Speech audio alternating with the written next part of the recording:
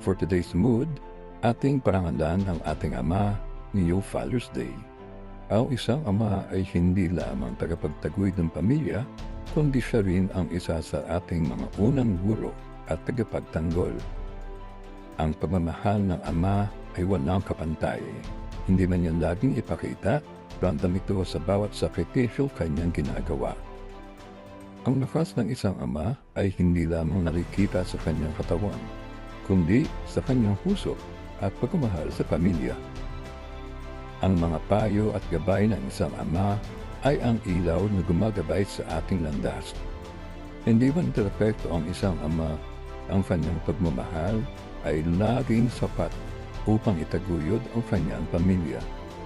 Ang aking ama ang aking bayani, hindi dahil sa kanyang mga tagumpay, kundi dahil sa kanyang pagmamahal at sakripisyo. Ang isang araw ay hindi sapat upang ipagdiwang ang lahat ng iyong ginawa. Tatay, salamat sa lahat ng sakripisyo at pagmamahal.